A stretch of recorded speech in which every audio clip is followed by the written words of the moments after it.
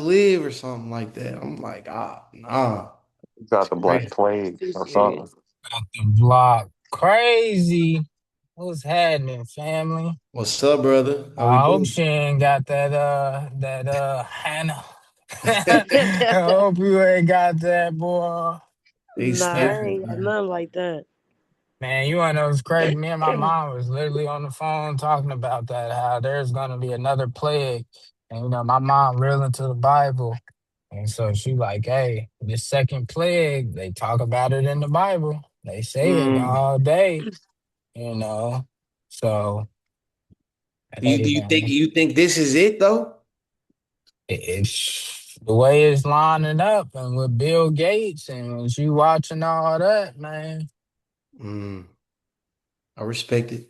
I respect it. I mean, I don't think none of us can actually tell exactly when stuff gonna happen, but I just know we need to keep getting to this money. Yeah. Yeah, that's all we care about is hey, getting to the bag. We don't need no other distractions, man. Nah, for sure, for sure, for sure. How everybody else feeling though? How we doing before we get into it? We ain't gonna be on here too long today. Everybody else cool? Nigel, how you feeling? I know Kill on here, J. Cole. Chilling, man. I'll go to work. What's Y'all up, J. ain't Cole? trying to get no money, man. Where y'all at? All good, brother. Life good, Hey, God better, man. You know how it go, bro. That's Yes, what yeah, I'm sir. talking about. I want to hear can't that complain. E. I want Can't to hear that Yeah. complain. E. Yes, Yes, Can't sir. sir. complain, man. Yes, sir. Another day to get to it. Out Mhm. the gate, out the gate. So what's up? We still been. What's everybody temperature? Everybody been putting in plays. I know I've been out of town. I've been out the country. We still been sitting in the plays. We've been making new plays. What everybody been seeing in the market? Some people still sitting on the sidelines, still trying to figure it out. Let me know what we doing. How everybody feeling? Yeah, I've been on interactive brokers. I've been buying foreign shit. Foreign shit. For real. What Yup. you been buying? Couple Taiwan companies, couple Swedish. It's all like optic shit. Oh, okay. So you been heavily into the optic, but the and the ADRs. Hell yeah, bro. I've been looking at bro. It's a lot of companies that's gonna join the NASDAQ in the next 6 to months to a year. You think so? So I think so. I think so. You know what? So do you think they gonna have to increase the Nasdaq 100 because you know the Nasdaq 100 stand for the top 100 technology companies basically on the planet. So do you I think they're gonna have to replace a lot of those, or do you think they're gonna yeah, have to extend um I think how by many? 2030, by 20, it's gonna be so AI heavy. Like it's gonna be everything's gonna be in some level of it. Like so not just semis, but like every little sector of AI is gonna have their run, I'm thinking. And I think all these companies are gonna like blow the fuck up, I think, in these next 5 years, bro. I like that. I like that idea. Only thing is when they do the rebalancing and when they're weighing companies that they're taking out or they're putting in, they're not only going off of potential market cap, they're also going off of is this a solidified company that's going to be here for a long time? A lot of these companies that we seeing that are blowing up, um, they're getting their run, but have they been able to pass the test of time? Right? You don't just get put into the index or the S&P 500 or the Nasdaq because um, you've been going crazy. Shit, everybody, Nvidia rotating it, putting money into you. Microsoft, they saying you gonna be it. You still gotta pass time, and I say that because people look at Palantir, and people was thinking like, man, Palantir getting this run in 2023. I even talked about Palantir when it was about 18, $20. I know everybody that was around know about I that. was there. They Yeah, had a you were real I'm there. telling the bad PE truth. ratio though. They have one. They still shit. They still have one. They still have a Yeah. good PE. But what I'm getting to is Palantir's been around since 2000, bro. They've been a technology company. They've been a big, like they've been heavy in the space. It just wasn't their time yet, or they haven't been tapped yet. So if they've been in it, been around since 2000 for over 2 decades, why are you just now getting into the index, right? What you think about that, J. Cole? I think that's a good point. I mean, I think the thing now is that like people, a lot of people are comparing it to the like the dot-com bubble and all that. But like a lot of these companies now, yeah, there's some that they're just gonna blow up because this whatever sector they in is blowing up. But then there's a lot of them that they got legit financials, bro. Like if you look at them, they printing money, bro. Like it's actually ridiculous. Mm-hmm.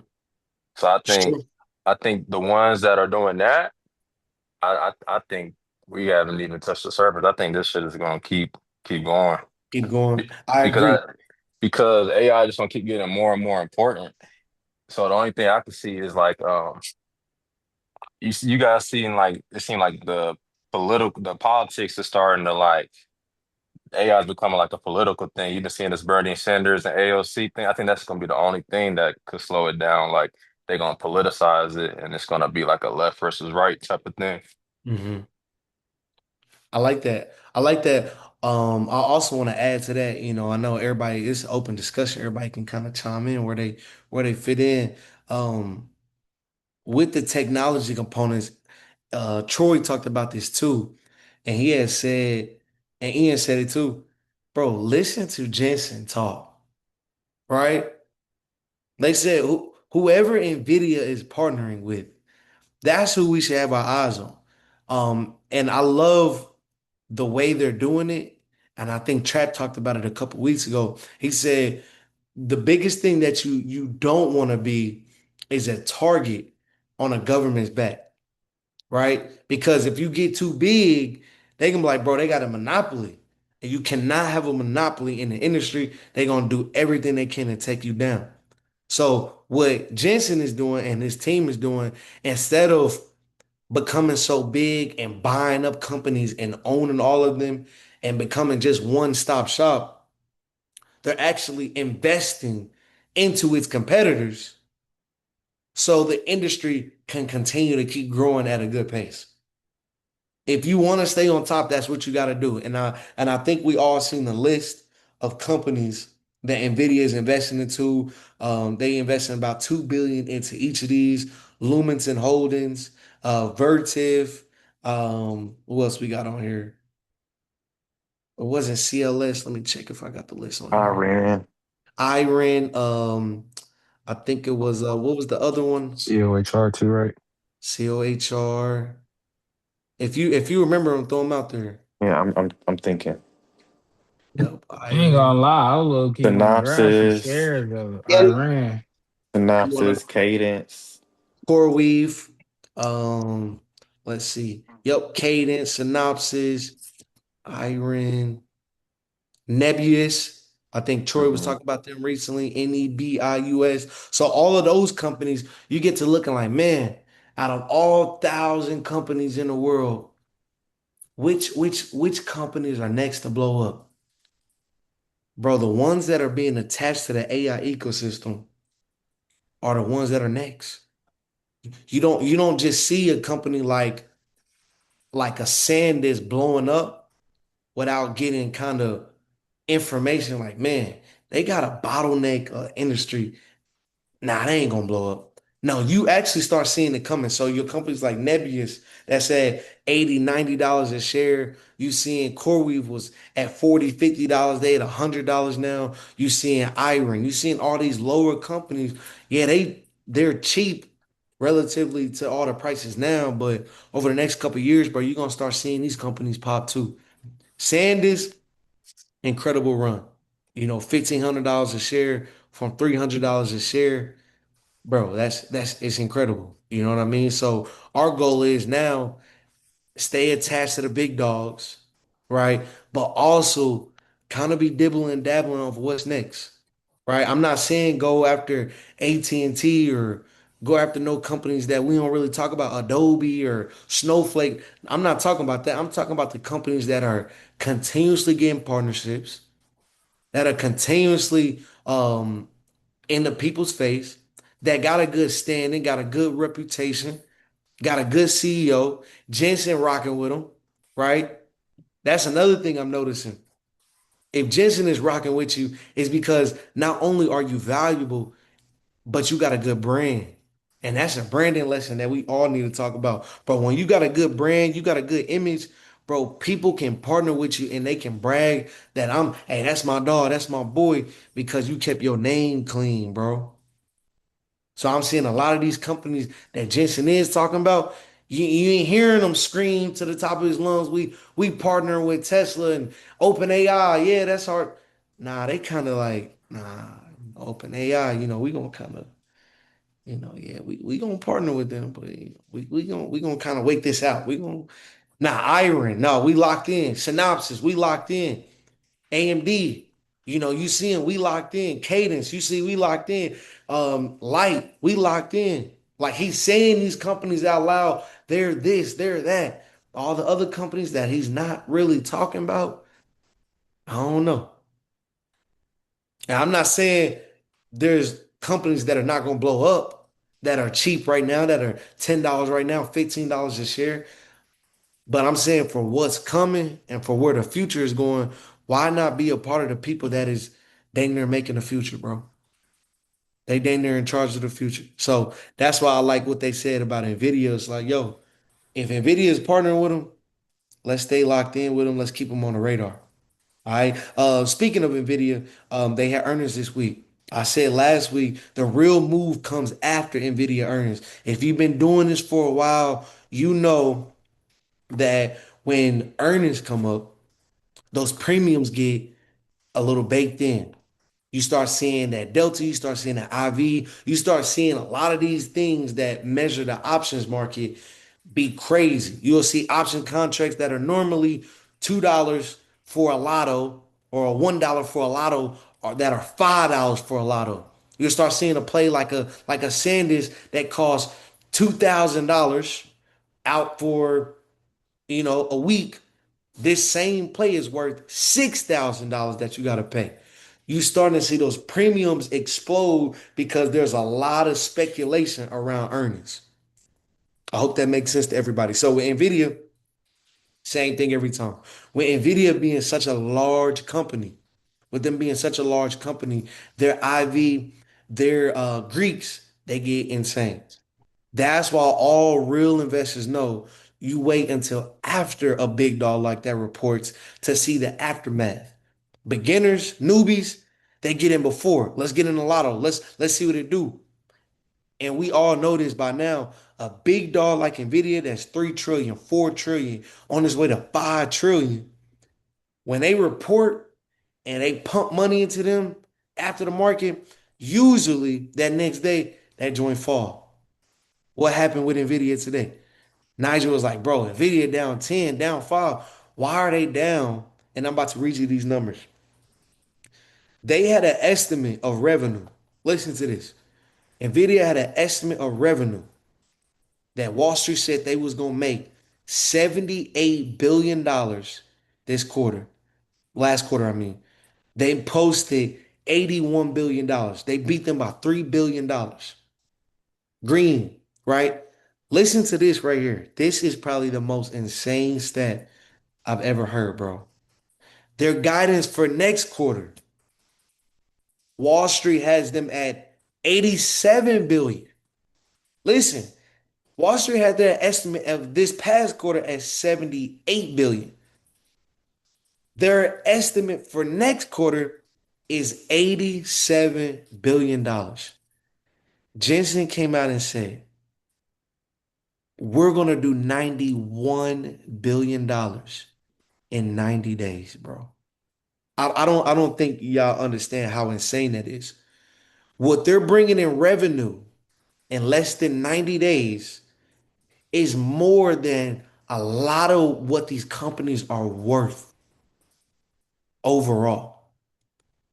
What they're bringing in 90 days is worth more than some of these companies' market cap. For example, what Nvidia is bringing in 90 days next quarter, 91 billion. Robinhood is worth 45 to 50 billion. What the company is worth with loans, with debt, with investments, Robinhood is worth 50 billion. 50 billion. Vlad is going around saying, I got a $50 billion company. Nvidia in revenue, what we're bringing in 90 days is double of what you're worth. I don't think people understand the magnitude of that. Ford Motors, same with them, 45, 50 billion. Delta, 45, 50 billion. FedEx, right? Companies on what they took 30, 40, 50 years to be worth. Nvidia is doing it in 90 days. So if they doing that in 90 days, what does 1 year look like? So 90 billion in 3 months, and it's 12 months in a year, bro. They're doing close to 400 billion in cash in 1 year. $500 billion in cash in 1 year, bro. That's not normal, bro.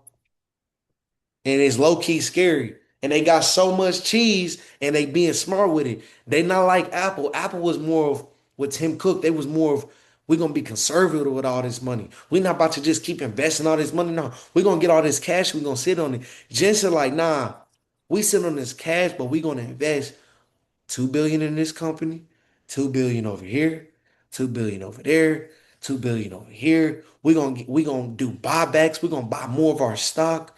We're gonna give more of our employees a bigger bump of a bonus. We're gonna 2 billion over here. We're gonna add another 10 billion right there because in 90 days you're making it all back, bro. Bro, tomorrow, if they invest 90 billion into China or into a different country, in 90 days, they have the 90 billion in cash back. That's not normal, bro. So I say that to say, if they the big dogs, we just gotta follow the money at this point. We don't gotta look for penny stocks. We don't gotta look for companies that are trading at 30 cents or $1.50. Everybody that was telling me XRP is going to the moon, everybody that was telling me Dogecoin is going to the moon, everybody that was saying that, bro, they're I ain't really heard from them. Have y'all heard from them? I ain't heard from them niggas. No offense though, but That's because they don't believe in the actual. They just going whatever the wave is. Honestly, The you got to meme believe going. in, yeah, bro. You got to believe in the asset on like 100%. Because I mean, when you look at tokenization, bro, you look at.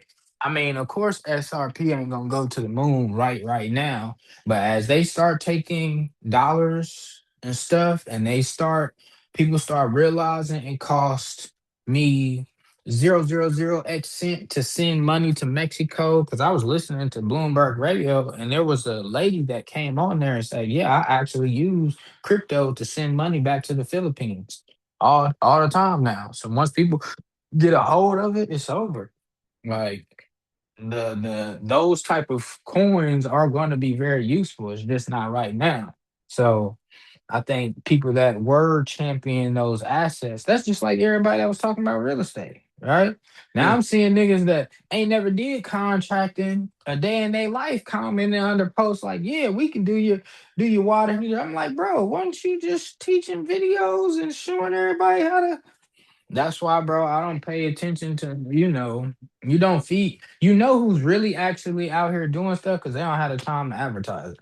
Like mm, people don't even like my cousin the other day. He was like, "Bro, you should really wear your meta glasses because if somebody see what you do on a daily, bro, you'll go viral." I'm like, no. bro, I ain't got the time to record and do all that stuff. I got a little time. I record a little something, but So my so you saying real, so you saying real money getters don't really gotta show it. yeah, bro, real money getters don't really got to show it or show you how they're living. You know what I'm saying? Like you don't have to really show how you living. Like if you know that you got the bag, that's what. Then Country Wayne, I encourage everybody to go watch that. I was just watching that. Bro, that mug was fire because when you really listen to his story, bro, and how he changed the game, he wasn't trying to follow everybody else. While everybody else was on Instagram and TikTok, he went the opposite way. He went to Facebook. You know what I'm saying? He built a billion streams off of Facebook. Mm. But when he broke it down, he made you kind of realize, like, okay, why did he choose Facebook? Okay, well, it's got not only just the youth, it's got the aunties, it's got the uncles, it's got the people that are actually relatable to his content, Mm. right? And he also broke Instagram and TikTok off like this because you can't really build a base on those platforms because soon as something happen or soon as somebody don't like you or soon as something goes on like that, bro, you out. They go on to the next person. They on to the next hit, right? So I with that, see. I love that point that you just said. I didn't mean to cut your wisdom, brother go Keith. ahead. Just adding to your point. Um, I can't remember who was telling me a long time ago. Um, but it's important to build your brand equity. And does everybody understand what that means? Your brand equity, right? I think I had talked about it a while ago. Your brand equity is meaning that you have so much consistency with your brand that if something does happen, you still have that base or that following of people that rock with you. Country Wayne, what Keys is talking about, great example. And Country Wayne come out tomorrow, and I don't want to speak this to existence, and he just, he get into a fight with somebody at Walmart, and he was just drunk and he was just drinking and he messed up. It's gonna be harder for him to get canceled because he has so many people that believe in his brand, right? He has so many people that believe in him where it's like one mistake, he human, we forgive you. For example, do y'all remember Zion Williamson last game in college? What happened in the playoffs?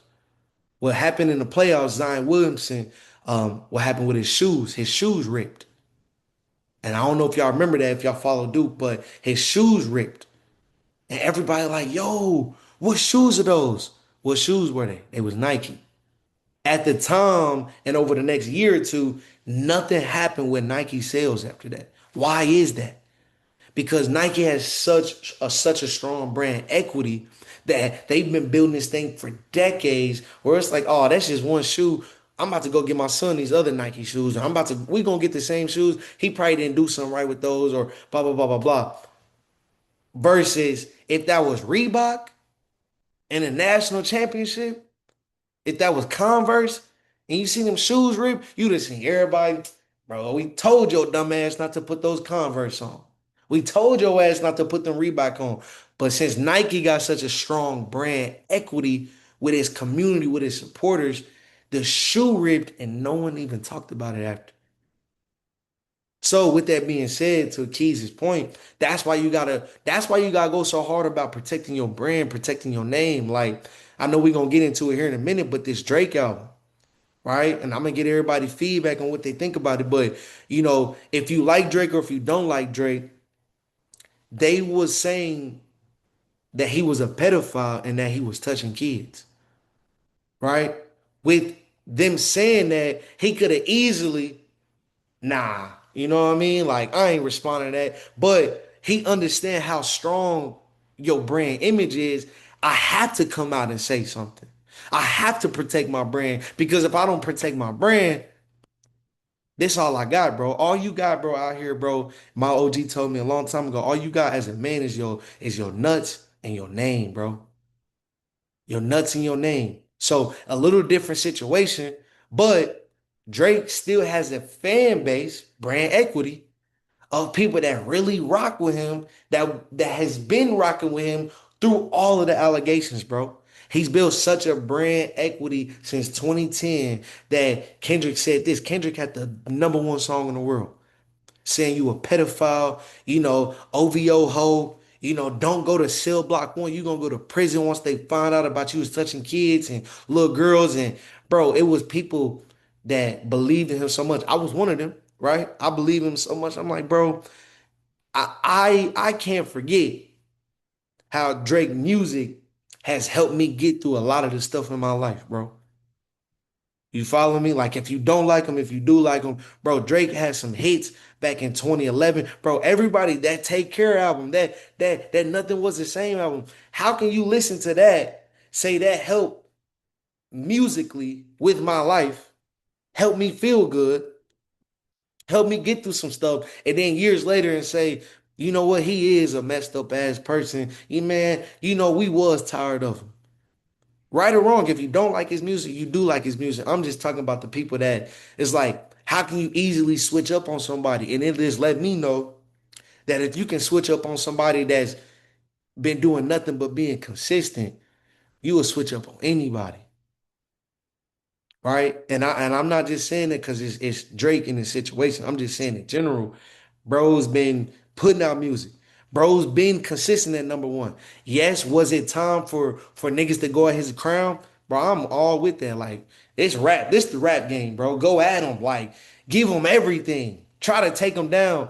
But the accusations and the allegations that they used to take him down, and then come to find out the head manager of his label was helping finance to take his own artist down and was celebrating when a record came out that he was a pedophile was actually insane, allegedly, right? It was actually insane. And that's why I say bigger than the music, bro.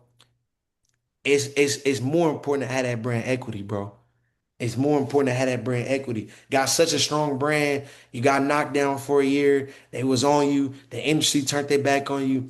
You dropped 3 albums, bro. You back on top.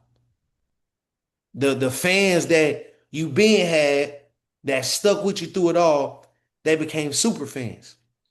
And then the people you realize it really wasn't your fans, you really get to see they was fake all along. And a lot of people don't understand the best thing that can happen for you, bro, is some bullshit. And I'm gonna say it again. The best thing that can happen to you is some bullshit. Because the bullshit reveals who really is in your corner, bro. You lose it all today, you gonna see who really rock with you. They told me I remember listening to I think it was somebody on EYL. He had said, if you want to see who really your friend, start building a business. I said, damn. He said, because you're going to see clearly who pushes your content, who reposts your shit, who's showing up for you at your events, who's asking you questions about your business. Hey, what's up with that business? What's up with that music? You putting that music out?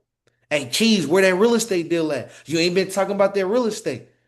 You really get to see who really checks up on you in that way to see you keep growing. Them are your real friends. And I feel like this stuff with Drake, I think this was like a revelation of like, damn, these people in the industry really not my people for real. And I feel like even with him, you can get to a point where you the biggest, where you get comfortable, bro. And I was talking to KB about this. It's like, yeah, Drake was number one, but then when you look at it, bro, from after the Pusha T diss of, you was hiding your son from the world, and your son was hiding from the world, all that type of stuff. After that, and after he responded to that, there really hasn't been nobody to challenge Drake in that way. And what happens is when you don't have anyone challenging you, you get complacent, bro. You start painting nails and shit. That's my dog, but you start painting nails and shit. You start making little ad libs about, I remember he had a song Girls Want Girls on that COB album. Girls Like Girls with Lil Baby. He talking about, like, he said something like, baby, I'm bisexual. I'm like, when you start saying shit like this and paint his nails in, That's and then and that's your nigga, ain't it? No, I'm just relax, saying. relax, relax, man. Relax. But I think listen, you sound but like you listen, slandering my nigga now. Hold on. listen, Man, listen, Hold listen, on, my listen, nigga. listen, we Hey, West you listen, got a little Coast, listen, midlife baby. She but said crisis. she a listen, Relax. but lesbian. listen, I said but me too. look. Hold on now. Jaco, say it again. Say it again. What do you say? She said she a lesbian. I say me too. I said, wait, nigga, I what? was like, what the fuck does that mean? What? What? I'm like, nigga, what? But then, like I'm saying, from a nigga going at your head and said, OV ho to nigga, you saying like, what the fuck are you talking about? Like, nigga, get back focused. And Yeah. I'm like, no, for real. Like, nigga, like you don't got nobody, like, bro, you ain't beefing with nobody to you supposed to be spitting out bars. You talking about she a lesbian, me too. Like, this nigga's, you just comfortable, bro. You just trying to put shit together to sound good and get bought. Like, no, bro, that's not it. And so I think that's a valuable lesson for all of us, bro. Like, don't get comfortable, bro, when you get to winning how you supposed to. Like, Oh. I think J. Cole said it best on on his Nothing Was the Same album, or not Nothing Was the Same. I'm talking about Drake. 2014 Forest Hills Drive. He had a bar on there and he was like, I think I enjoyed life more when I was broke. And I was sitting Mm. listening. And he was saying because once you get all the money, bro, you don't have no chip on your shoulder no more. You rich, you got the record deal, you got 500 million, you got 100 million, you got 30 million, you got the girl that you want, you got your kids. What else gets you up in the morning? That's why you see a lot of artists, they go in these blank phases where they don't put out music no more. Little Why? baby. Little baby, what does he have to overcome, bro? You don't got to overcome shit no My more. You mama. made it out the hood. You beat the feds. You can get any girl you want. You got all the cheese you need. All your brothers is good. What chip on your shoulder do you have when you go in that booth now? Wayne said it best, like, bro, you gotta go in that booth with clips. You gotta go in that booth with ammo. Like, niggas don't have ammo no more when you done killed everybody, bro. And I'm talking about your goals in your life when you killed everybody. So I just feel like you got to continuously find a way to evolve, keep growing, and just not get comfortable, bro. When you get comfortable, you will see the number one artist on this planet get shot at by millions of people, bro. Never seen it before, other than Michael Jackson. Other than Michael Jackson. You know what I'm saying? Did everybody get to see that Michael Jackson movie? Nope. Nobody seen it. Nah, That I bitch ain't see that. fire. Yeah, Who not said it was yet. fire? It's the I same seen it. shit. That shit, it was fire. That shit was Kayla, what you fire, say? bro. It's the same shit. Every documentary I ain't even really interested in it. I feel that. Nah, the Say, movie ain't really about like it stops in like what 88 or something like that. It don't even go into all the crazy stuff. mhm. Oh, Mm. about the kids and all that. Yeah, it stops before it even gets to any of that. It's more like on his personal life, like his upbringing, right? Yeah, it's like I guess the fascinating part about it is like his nephew like really have you really thinking it's that nigga Mike, no cap. Like you really forget Hmm. it's not him. I would say the movie is more about them there the performances, like the concert, like watching his nephew do the dance scenes and all that. Like Mm. Got you, got you. But same one like him, bro. Like Michael, he got to the top. Some people could argue that, after Billie Jean and after the run he went on, he got comfortable.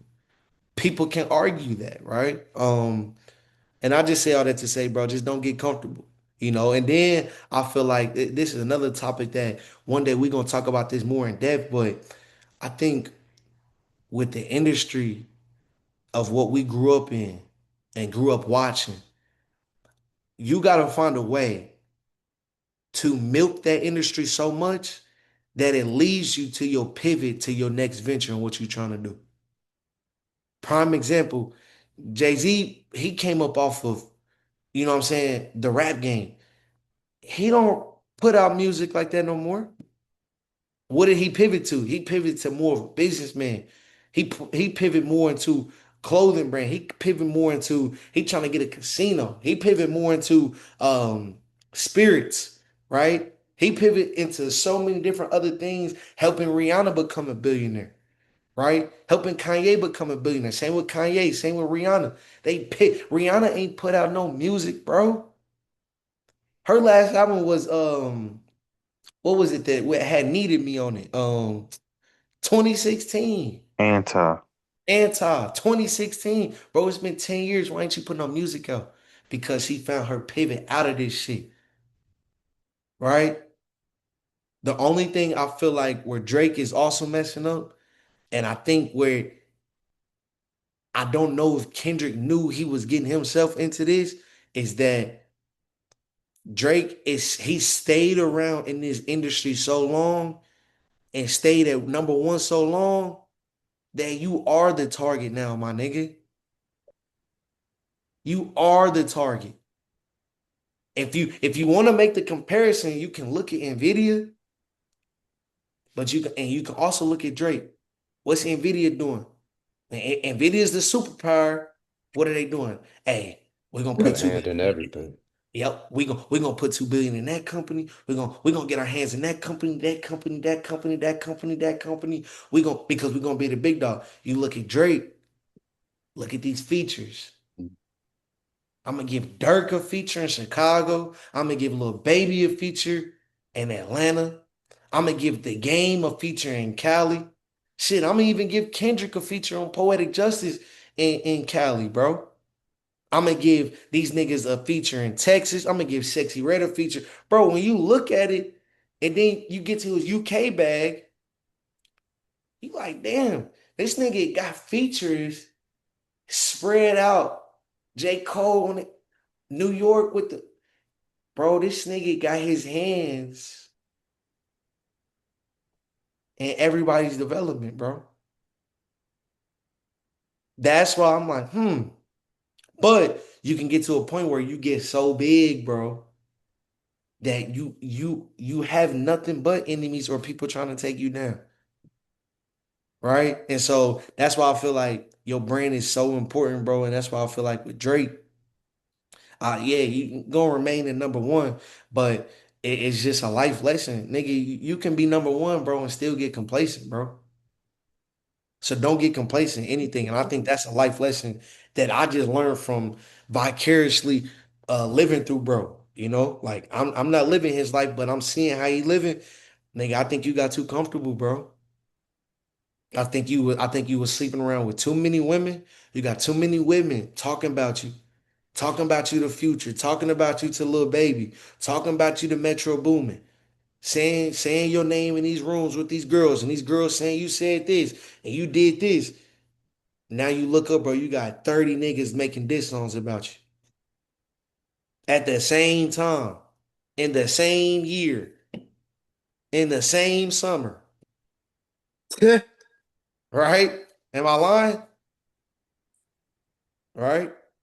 Right. So yeah, that's what I learned from that. I want to ask this question about real estate. We're gonna get to these charts and we're gonna talk about Invest Fest, my takeaways from San Fran, Mexico, and then we're gonna be off here. Man, I seen a real estate stat. The US has 630,000 more home sellers than buyers. Bro, I'm I've gonna been say it telling again. y'all. The US has 630,000 more home sellers than buyers, the largest gap in US history. What is going on in the market for my real estate folks? What's going on? Bro, as soon as BlackRock said that they can't buy, they're the people that keep the market up. That's what people don't understand. So when who are buying, it's just like the stock market. The people that are buying in hefty amounts, big property, like for example, I'm not gonna buy nothing that don't have, at least a 20 grand spread on it. At least. They can buy shit that only got a 5, 10, 15. If they lose on it, they're okay because they gotta have some losses on their stuff, right? So once that new thing talking about hedge funds couldn't buy any more stuff, I told y'all what was gonna happen. It's gonna be an oversaturation, it's gonna be a super flood inside the market, and prices are going to drop. In not in every market, but in most markets, They're gonna drop because of this.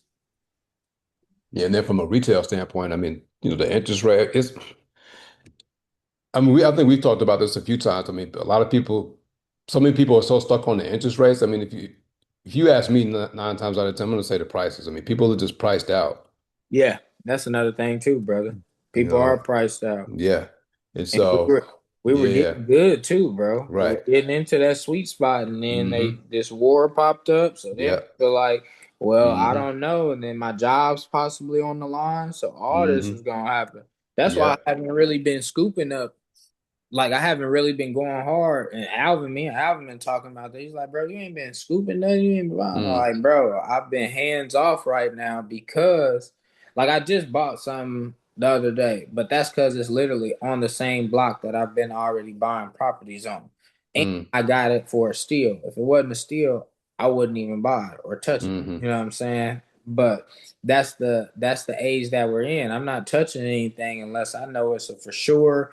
Either I can rent it out and still cash Mm-hmm. flow and be decent on it, or I can flip it and make a decent bag. But right Mm-hmm. now, bro, the market is going to continue to do that as more Mm-hmm. properties get on the market and flooded.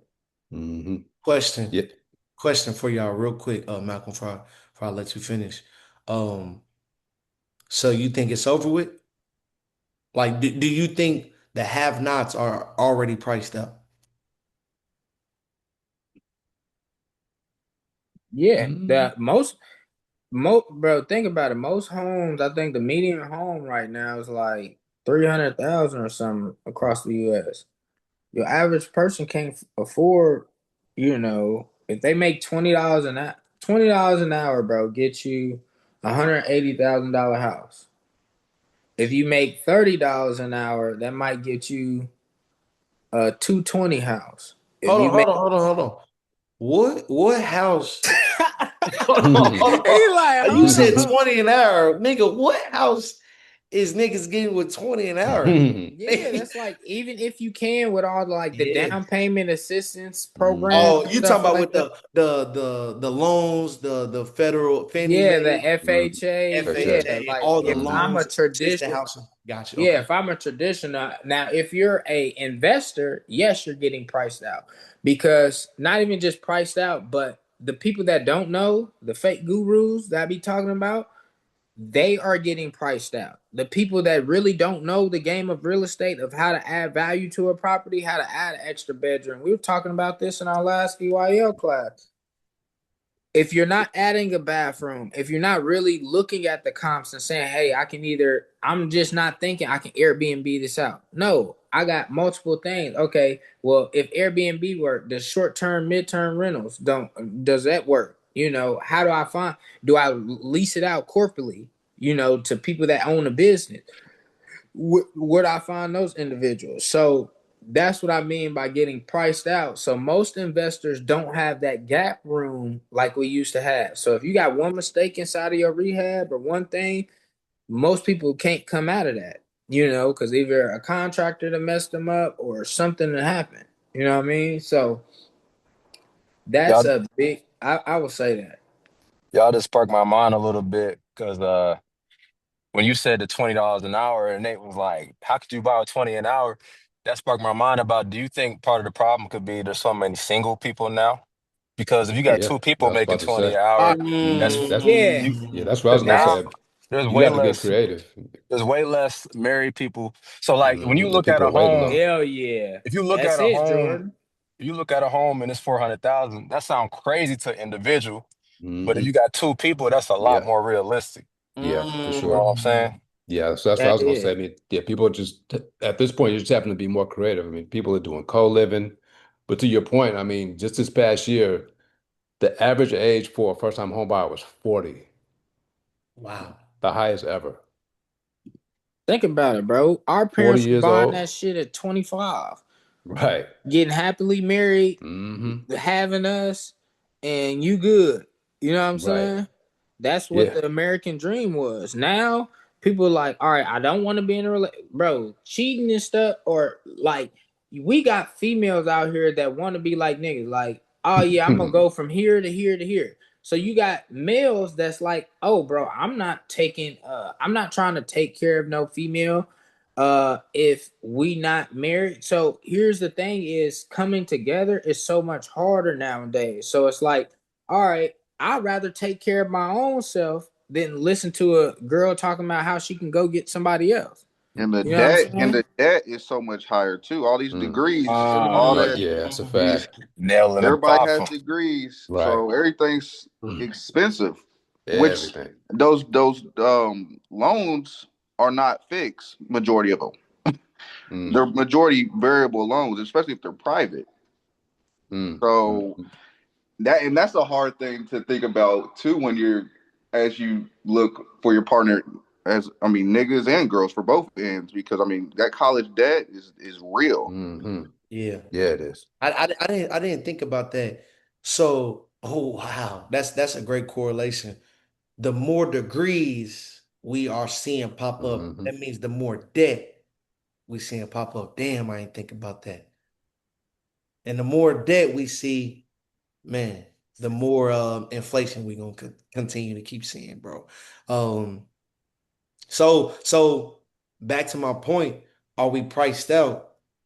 Um, if you are making 20 an hour, what would be your best bet about getting a home and raising a family right now, oh, 2026, looking at the next Going there 10 with years? somebody else.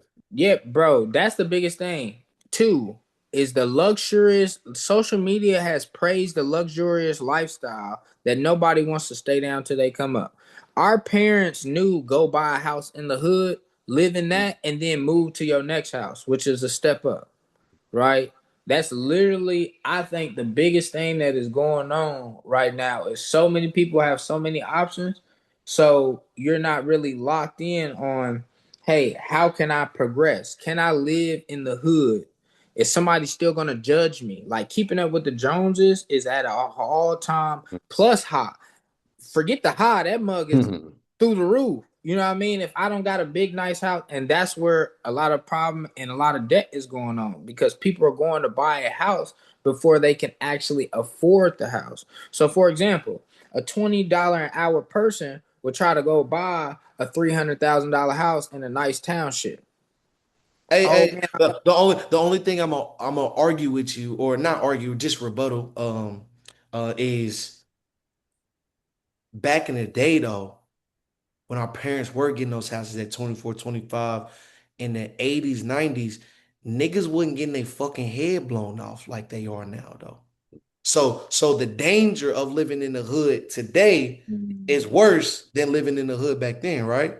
Nah, I had no, to hell disagree You with think no, so? that. You don't hell The think no. so? No, no, no, the I don't murder agree rate with that. the murder rate Nigga, was they higher in the shooting on 90s. North 71st in Georgetown now, nigga. They was never shooting a gun in Pike Township. So you They don't was think they shooting more now today, and it's more dangerous today in the hood let me than it put it was Bro, back that's then. definitely I facts, bro. think The they murder more rate is way That's what I'm higher saying. The today than it murder rate was is back then. crazy. no Insane. the murder rate was higher in the 90s. Y'all can look it up. No way. No way, Yes, bro. I guarantee. I Bro, you promise you. could definitely look it up, I bro. You could promise because you. Bro, It murder was there rate it was was was no cameras, crazy in the bro. you 90s and the you 80s. you got Like to think There was no about niggas, crack. cameras. You got to think niggas, about crack, yeah. bro. Crack Niggas wasn't, epidemic. it wasn't even, half of the murder rates wasn't even accounted for because of no cameras. oh You got to think yeah. about the Mm. crack game back Yeah. then. See, Now, I will say niggas today, it's dumber. Like it's for nothing. It's literally like it's just tit for tat. Like at least them niggas were trying to get money. Like I get that. Like now it's just like we nigga slide on the stepped on my house. shoe. Yeah, like And we niggas just slide. They just slide in the slide. Like oh, we gonna slide. and niggas ain't even getting killed in the hood like that. They getting killed out in public. Yeah, and back in the day, niggas Nigga, used they to have running all out they wars, they bro. on some Julio shit. Yeah, Some some like now, Fulio nigga. shit, nigga. Shit, niggas is Some running up on Okay. niggas, spraying some niggas. So y'all right. The worst murder rate was in 1980 and 91. like Mhm. now somebody would shoot you dead in the middle of downtown though. Like that's like the Yeah, difference. that's Like what Nate is talking about. They But used to do that too. They just didn't have cameras. also the Mhm. big thing is like, bro, think about it like this, Nate. Our Mhm. generation now doesn't want to live in the hood no more. So what are they now True. doing? Bro, IPS kids, I guarantee no people I went to high school with don't live inside an IPS school district. They try to move their family into Pike, Ben Davis, Brown. Well, not even Brownsburg.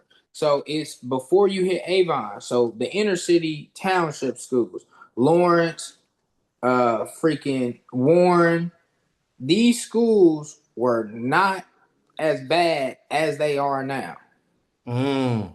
That's what's happening. So You know, yeah, hey, you know what it is, bro? You know what it is? Why I got my mom messed up? It's because in Indianapolis, it feel like it's a goddamn war zone. And I got, no, It I'm dead is. It ass. is though. Bro, I'm dead ass. No, I'm looking at these numbers right here on the screen. Y'all right. The 90s, it said it saw its spike and its actual peak of 9.8 murders per 100,000 people. Right. And then in the 2000s, the great crime decline, about seeing 5 murders per 100,000 people. 2010s, you're seeing 4.4 murders per 100,000 people. Maybe I think my mind was just I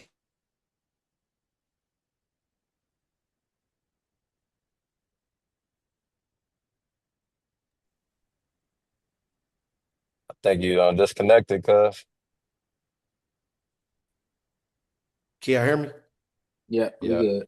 Okay, man, let me see. 90s, 2010s. Okay, my internet was unstable.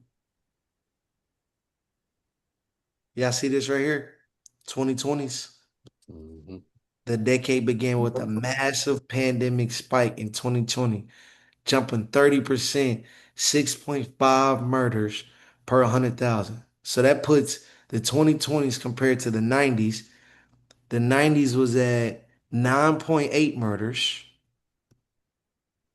And then it puts the 2020s at 6.5 murders in second place. It'll put the 2000, early 2000s, 5.5, and then the 2010s at 4.4. What was going on in the 2010s that had us at historic lows of murdering each other? And then we spike in 2020. You What know can what you I think think it of? was? What can you think of? I think it was the crime bills that were introduced in the I would 90s and say, shit. yeah, mass incarceration. They were getting locked up so long versus back in the day you get out quicker. So now three offenses, Hmm. you're gonna do 30 years. So everybody locked up. So you think about 2010 when the historic lows hit, everybody that was already murdered, they was probably in jail or something. Hmm. Like the crime laws that got so tough until Yeah. around maybe Obama-ish and they laxed it back a little bit. So I think those laws were so harsh that, crime just went down. Mm, I like that. I like that idea.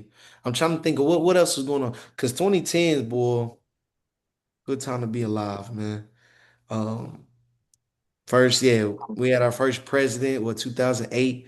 He was entering his second term. Inflation wasn't as crazy as it is today. Um, Trying to think, man. Kobe coming off his second championship. Yeah, we was just coming off that crash, the market crash and everything. Shit, 2008, right? everything Yeah. was Oh, everything hey. was building back up. So everything was going back to the upside. I like that. Yeah, Yeah, yep, you're right. Um, yeah, it probably wouldn't. Oh, let me think. Let me look. Because I'm trying to think about the sentiment around money during these time frames. The 90s during and going into that dot-com bubble. 9.8 murders. Was money tight in the 90s? Do y'all know? I can't remember. Was it super tight? Not remember that was right before the .com boom. So it looks like it says the 1991, so early 90s, 9.8 murders per 100,000 people. So probably early 90s, money was tight because you usually start seeing a trend when you look back in history that when money is at its tightest and when people don't have money, you actually see the crime More rate go up. crime. Hmm. And so look at this, the 2020s, that it was spiked 2020s before the COVID relief money, before the PPP loans. we had a spike in murders and crime. Hmm. 2010s, historic lows, like Nigel just said. 2008, we crashed. 2009, 2010 is when the market actually started coming back up and we start getting that recovery. And I think Ian talks about this a lot. After 2008, 2009, the what does he call it? The money printer when it was on. I'm drawing a blank. I can't remember right now. But they just started printing all types of money, bro. All types of money after then, just to keep the market up is what I'm saying. So that's actually pretty crazy, man. So finish your point, Keys, before we get into these charts about these houses though. Yeah, man. Like I've been saying, brother, it's going to be one of them, where the opportunity is going to happen. And we were talking about this the other day. Was like they're not going to let the real estate market fall. So there is going to be a free fall where he comes in. He gonna have no choice but to cut rates to get people to buy homes again. So I'm confused. I thought when interest rates are cut, prices go up. Yeah, Do you think with us having so many sellers in the market that prices can't go. You see how that you about to answer right then and there. You can't see, force. but Keys, what you saying is that's a crazy projection though, because that's not normal, bro. Bro, when is Trump normal? Have we seen anything normal out this man since That's he true. been there? My nigga ain't doing nothing normal, bro. Follow the money. The money is saying, all right, he got new Walsh in the office. Okay, all of the houses are on the market. There's more sellers than buyers. This has not happened in a long time, right?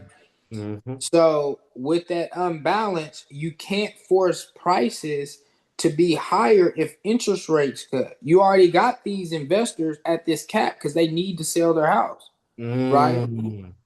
So they can't raise their price because they already have it on the market right now. Right? Nobody's So Hmm. when buying it. so when I drop these prices, you can't raise the price of your house. You're giving people to buy at an opportunity at good prices at that point. Trump's Oh, not a fucking dummy, bro. That's why I keep trying to tell people. He set this stuff up so perfect. So yes, you're not gonna understand what he's doing right now, but everything he's doing is going to play out. You know what I'm saying? so question, real quick, because I mean we having a great conversation. That just puts people in a blender though, because the amount of people trying to sell their home, for instance, $1 million right now. You see interest rates get cut, immediately you know there's going to be more money out there for people to borrow. Do you keep your house at 1 million, or because you're not raising, like you said, or do you drop it lower so you can at least get your house sold? Yeah, I think it's situational. I mean, I think it comes down to how bad do you want or need to sell. Yep. Okay. Okay. And we're approaching the summertime, so it's gonna be real interesting to see Very interesting, who bro. doesn't to get their house sold by what, August, September, Yeah. but by school starts, by the Yeah. time school starts. And then if you think about everything Keys just said, and then on top of that, the corporations can't borrow. Oh, Think about it, bro. but Corporations whoa, can't whoa, buy. real quick before I forget this thought. To J. Cole's point, if the corporations can't bomb, bro, if I am a It's money giving making you the machine, opportunity. it's exactly Yeah, that is what I was about to say, bro. Yeah, yeah. You know what? I don't want to buy that house for 1 million, and exactly. we gonna cut interest rates. And I know I'm getting some cash. I'm thinking from an institutional perspective. If I know I'm about to get $1 billion extra, why would I buy your house for 1 million and you can't sell it? No, I'm gonna wait this thing out until you forced to drop it from 1 million down to about 850,000. Mhm. Then I'm gonna come in and buy it. Right? Is that not what institutions would do? For sure. But then, like I said, it just makes it sticky because in your mind, interest rate gets dropped. I know I'm getting my house off. I know I'm selling my crib. Mhm. What about they like, you know what, we still not coming in the bottom right now, even when interest rates get. Now what? You gotta suffer more? You gotta suffer longer? Mhm. It's the evil world we live in, man. Mhm. Evil world we live in. So let's get to these charts real quick before we get off of here. Um, man, SPX, bro, the most persevering market ever, dog. Ever, man. Let's count the weeks, please. 1 week, 2 weeks, 3 weeks, 4 weeks, 5, 6, 7. We're on our eighth week, and it is looking like we are ready to explode. We are 8 green weeks in a row, two Wow. months in a row of Mm. continuous green. What do we do from here? Hmm. Shoot, shit, we about to load up. Shit. If we see and but the good thing about it is actually that this on the weekly. Let me go down to the daily now. Look at this. So the other day on Monday, Tuesday, I'm so happy I learned how to chart a little bit. understand what y'all saying now. Why you Yes, go sir, into different, G's. bro? Why you go into different time frames? Yeah, yep. So So critical. so this is the daily for everybody that don't know. This is the daily. These are the daily candle measurements of how the market performed during a 1 day period. Right? So if you see red, the market was red that day. You see green, the market was green that day. You see a green body, the market ran that day. Crazy. You see a red body, it fell crazy. You see a hammer. You see we to the upside, that's a bullish pattern. I'm trying to see if we had a shooting star. Yep, right here, this shooting star right here. Whenever you see this red candle like this, where it got the wick up and then it got a little red body right here, that's a bearish pattern, right? And look what happened right after that. We went back down, right? That means the sellers got weak at the end of the day after the market was green. How do I know the market was green? Because of this wick tells me everything I need to see. This wick was to the upside, but it came all the way down. That means that the market was green, we was eating, and then out of nowhere, at the end of the day, we got this little red body. That little red body dropped us back down. Looked like we came and filled a gap right there. We back to the upside, right? So as of Tuesday, I want to see if I can go back a little bit. Yeah, I should be able to. I used to do it. Replay. There we go. Let's see. Replay. Look at this. Pretty cool. So you got a replay where you can kind of like, it's like when I used to hoop in college, you get to go watch your film back just to see how you perform, and you get to go watch and see what I could have did better, what you did wrong, right? What you did good. You get to go see all of that on TradingView. So replay has it here, and I can adjust the seconds down here, point 0.5, point 0.3. I'm putting it at point 0.3 so we can see it play out. When we're seeing this, we're seeing, man, we up to the upside, right? Green, green, green. Watch this play out. Next day, red candle, right? Next day, red candle, and it's still going. See if I can go back a little bit. Yeah. Let me see if I can do it in. Red candle, panels hidden. Okay, bet. There we go. Okay, bet. Okay, cool. So when we seen this green, the next candle that we seen after this was a red candle that popped up, right? This red candle that next day, let me know, is this an opportunity to buy, right? Then we seen something. The next day, we seen us drop again. If it's gonna load, I got that joint on point one. I might speed it up a little bit. Yep. So look at this. We drop again, right? And we're like, okay. Red, red. Is this a pattern that we've seen before? If you know about patterns, it's the head and shoulders. We got a head up here, we got a shoulder and a shoulder. If you don't know about the head and shoulders pattern, I sent it in the chat.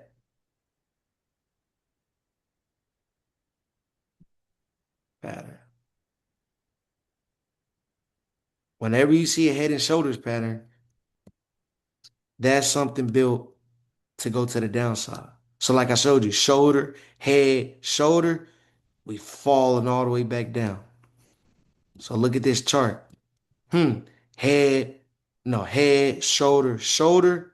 Typically, if this falls past this neckline here, is what it's called, we headed to the downside. Right? So you can see that. Right? Let's see if I can get another one real quick. Neckline, like I just showed you. Head, shoulder, shoulder. Whenever you see that, to the downside. Well, we gotta break that neckline though. That last base there, we to the downside. Luckily, I'm not gonna say luckily, perseverantly, if that's a word, um, the market continues to keep roaring back, bro. So when we got down here yesterday, I said, this is game time, bro. This is like end of the game. LeBron, Kobe, fourth quarter. I ain't gonna say LeBron for a little second because he dissed my dog Drake and did the weird shit. But at the end, fourth quarter though, this is game time, bro. Yesterday was a day that could have ended ended the market. This run that we've been on and the money printers on. Look at what this is showing. I just showed you. Shoulder, head, shoulder, and we're falling and falling and falling. Now, if we break this green line, what I was waiting for today, this is why I was waiting. I was like, yo, what catalyst do we have that could send the market to the upside or finish this thing all the way back down to the downside? Nvidia earnings yesterday. Look at this. I just showed you the pattern. Know this pattern. Head, shoulder, shoulder, that neckline. That's what I said I'm waiting on. We got to see if we break below that. But luckily, perseveringly, this market, dog, look what we did. Look what we did. Green came back up. So we can look at this line, this green line, as a good base, good area of support. This was a good area of support. So when everybody was screaming, everybody was like, man, what is going on Tuesday, we could have been loading up, right? I know some people did. I know some people grabbed MU. I know KB got in the MU. He cooked, got in 80%, 90%, got out of his play, cooked them. Next day, we went green, right? And then today, what did we do? Today, we was actually red for a bit. Look at this. Today, we was actually red for a bit. How do I know we was red for a bit, Nate? And this is a green candle. Look at this wick down here. So if we open or if we close here, 74.33, how do I know we closed here? Because the candle stopped right here and it went on to the next day. Whenever you see a candle finalize, that's where you can see the opening, the closing, the high, and the low. Show you. Opening, closing, high. I can spell. Oh, on that candle. Okay, perfect. Look at this. Look at this. So whenever you see a green candle, that means I know it had to come from the downside to go up because it's green. That means it went up. Open, this is where it opened at. Low wick, that's when it went in touch when it was red. That means it was red for a bit. And this is where the market tricks you out of your position. So when it opened here, it went straight red. So when people seeing straight red, this is when people at the open, if you don't know how to trade or if you're a newbie, when you would have seen this open and it went red, you probably would have loaded up on puts. Dang, the market open and it's dropping, but it wicked. And this is something that's called it wicked you out of position, or it wicked you and tricked you into you betting on a position or betting on the downside when it didn't actually follow through. Right? So this is the low side. This is the bottom of the candle, the open. This is the body. This is the close. And this is the upper wick where it went and touched. This is what its peak was of that candlestick. And this is where it closed at. Right? Same thing on the red side. How do I know this is a red candle? Because it opened here and it finished down here. This is the low wick. This means this is the low of the day or the low of the wick it had. It was deeper than that. And this is the high of that. So that means if it opened here, this wicked you out of position because this candlestick right here, that means it was green for a bit. When the market opened and you seen it go and you seen it green, you probably bought calls or you saying we going up, we going up. But then it dropped and it dropped all the way down. Now you're getting cooked on those calls that you put in. That is why it's important. KB, I want you to send the hours of trading back into the chat. That's why it's important to, if you don't know how to trade the open or the close, it's usually good to wait. That's why you'll never see me put in a play. The market just opened at 8:30 or my time, 8:30, 9:30 Eastern Standard Time. When you see the market open and KB or me yell tip off like a basketball game, tip off. That's what that means. Tip off like, yo, the market's on, let's get it. You'll never see any of us put a play in the first couple minutes because you're waiting to see the real move. You want to wait to see the real move so you can get in a really good position. That's why a lot of traders, a lot of investors that's been doing it for a long time, they wait an hour. Some people trade the first 15 minutes. Some people wait the first 15 minutes. Some people trade the first 30 minutes. Some people wait the first 30 minutes. That's why it's important to find what works for you. If you're not cool with all that volatility, I will wait an hour until the market's been open. Because why? Because after the first hour is open, you start seeing the market kind of pick a direction on where it wants to go. Right? And I can show you a live example of that, if that makes sense. Is that making sense for everybody? Hmm. Okay. Let me show you real quick. Hour. All right. Let's see. Of today. Let's see. Okay, cool. Let's see. I want to get a good example. Okay, cool. So look at this. Look at this candle on Wednesday. Wednesday, prime example of what we was just talking about.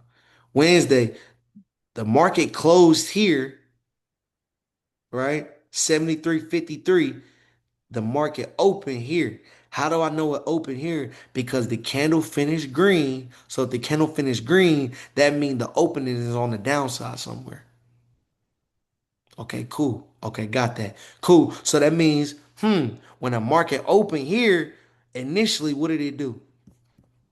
We see that wick. That means initially the market was bleeding. Or it actually wasn't bleeding, the candle was coming down. Because the market closed here the day before and we open here. So we closed at 73.53 and we opened at 73.69. So we was up about 16 points, but then what happened when the market opened, we was falling back down. This is why I say wait the first, if you're gonna wait 5 minutes, wait 15 minutes, wait 30 minutes, wait an hour, wait to see the move it's gonna make. Okay, cool. First 5 minutes come. Cool, we come down. Okay, cool. I'm glad I didn't buy puts, even though we was going down. Okay, now I'm waiting. They come in. They starting to see this market go up. Okay, cool. Market go up again. Cool. We wicked up and we came back down. Yeah. And It look at this. Look at this. This is the hour candle, right? This is why Keys will say, I'm gonna wait till the hour before I make a trade. This is the hour candle. So if you see at 9:30. Mm, this is what the candle did at 9:30. Hmm. Now at 10:30, let me see if this is the correct direction on where the market is going. Why? Because the volatility calmed down. How do I know the volatility and the volume calmed down? These candles down here. This green candle down here. Look at this at the bottom of the screen. You see how long this candle is compared to the next candle? That means the volume for how many trades are getting put in has slowed down. We want to be able to buy when the volume slows down because that means we're in position before the market really makes his move. I hope that makes sense. Yeah, That means, say it again, brother. I got a question, bro. What's up, brother? I'm trying to figure out, based off of you, feel me, the markets that you showing. Mhm. How would you know, like, how many shares to buy? That's a great question. So are you wanting to go straight shares? Or are you talking about trading when we talking about options? Honestly, both. Okay. I'm trying to figure out like a way Okay, to great. be able to buy it. You feel me? Yeah, no worries. Yeah, I got you, brother. So for me personally, brother, um, Hey Nate, before you go under there, I want to just say this: a big thing, brother. What I'm coming to realize, and all the big dogs do when it comes to shares, they only buy 3-4 times a year. They only buy on the tremendous downs. Like this is the common information. I'm a trend person, and so I identify trends. The yep. common denominator that the big people who are spending hundreds of thousands and millions of dollars, they only buy stock 3 to 4 times a year. And when you make sense of that, how many times does the market have a drop every year? Yeah, about three to Until four. then, there you go. Until then, run the bag up off the trades. Run the bag up. And when that time, have that goose egg. Just how you put your stuff away for the taxes, have your goose egg to be able to say, all right, Well, look, this is the full this what I can load up with. Here's my profit that I've been making over here. So I will definitely say that's a strategy that I'm using this year versus Mhm. tying up money inside of a stock that ain't moving. When you can be making money off of the option, then buying the stock on the tremendous downtime. That's it's a super good word, accurate. So Cage. say it again, Malcolm, my fault, brother. So that's a good word, Cage. Great word, great word. So to answer your question, Kay, is you got to be in the game long to understand that the market moves with ebbs and flows. There's going to be a down period of the market during the year, and then there's going to be an up period of the market during that year. Understanding, or if you can be patient enough to wait for the downtrend, if you buy correct, you might only have to buy one time, bro. And I say that because we got a photocopy of what happened last year, right? And I say that to say when we started off the year in January here around this time, yep, right here, the market was at 6,600. From 6,600, we was consolidated up to 7,000 and 6,600 from January all the way, and we finally broke down, let's see, March. So from January to March, the market was in the same place. If the market is in the same place, that's not a time to buy. When we were at all-time highs at this point. So what does that mean? And bro, I'm gonna just keep it frank with everybody. Most people are not waiting from January 1st all the way till Yeah. March 30th, April 1st to not make a To move, buy, to not make bro. one move. You can't, if I told you you can't make one move from January to April, you go like, man, Yeah. this ecosystem is ass, nigga. Like, They we bullshit. getting up out of this shit. Niggas ain't making no money. This shit is weak, nigga. Like, I'm seeing niggas on Instagram. I'm seeing niggas on Twitter making thousands. And bro, this shit ass. But in reality, bro. when you think about asymmetric risk, it's like I want to get the most bang for my buck, right? Like I want when I put my money in, I want to see 2x, 3x, 4x, 5x return. I'm not trying to put $100 in and make 20 bucks.